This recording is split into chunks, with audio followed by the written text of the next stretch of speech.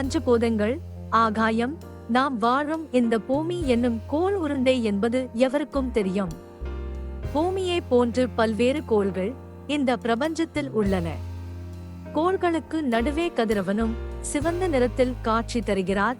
இந்த பூமிக்கு மேலே, அதாவது நாம் மேல் நோக்கி பார்க்கும்போது நீல நிறமாக ஒரு வெட்ட வெளி, அதனை நாம் ஆகாயம் என்கிறோம். பகல் பொழுதில் கதிரவனும், இரவு பொழுதில் எண்ணிக்கையில் அடங்காத ஒளி வீசி மின்னிடம் நட்சத்திரங்களையும் பார்த்து நாம் அதிசயிக்கிறோம். இயற்கையின் இந்த அற்புதமான படைப்பை நீல நிறவானில் ஆகாயத்தில் நாம் கண்டு ரசிக்கிறோம். மறை நிலாவில், அதாவது அமாவாசையில் ஆரம்பித்து அதன் பின்பு 15 நாட்கள் நம் காட்சிக்கு ஒவ்வொரு நாளும் வளர்பிறையாகவும், 3ஆம் நாள் மெல்லியதாய் 3ஆம் பிறை வரும்போதும் தொடர்ந்து நம் கண்ணுக்கு அற்புதமான காட்சியாய் முழு நிலவாய் வரும் அந்த பௌர்ணமியே நிறை நிலாவை வானில் கண்டு ஆனந்தம் அடைகிறோம்.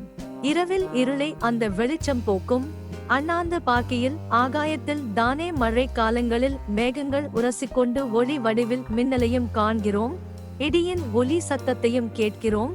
அக்காலங்களில் சில நேரங்களில் திடீரென்று வானில் தோன்றும் 7 வண்ண ஜாலங்கள் கொண்ட வானவில்லையும் கண்டு உவகை கொள்கிறோம். சிவபெருமானின் பஞ்சபூத தலங்களில் ஒன்றான ஆகாய தலமாக தில்லை என்று சொல்லக்கூடிய சிதம்பரம் நடராஜர் ஆலயத்தையும் குறிக்கின்றோம். எல்லா கோள்களுக்கும் தெரிந்த அளவு உள்ளது அமைந்தது இந்த ஆகாயம் மட்டுமே. இதனை நாம் கண்ணால் பார்க்க மட்டும்தான் முடியும்.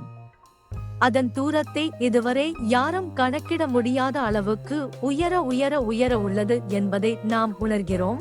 இப்போது எல்லாம் நம் பூமியை சுற்றி பல நாட்டினர் ராக்கெட் அனுப்புகின்றனர். பூமியின் மேற்பரப்பில் ஆகாயத்துக்கும் இடையில் விண்கலம், ஸ்பேஸ் பல நிறுவி அதனையும் காண வழிவகையும் செய்கின்றனர். ஆகாயத்தின் அதிசயத்தை, அற்புதத்தை, இயற்கை தந்த சக்தியின் அளவு மிக மிக பெரிது.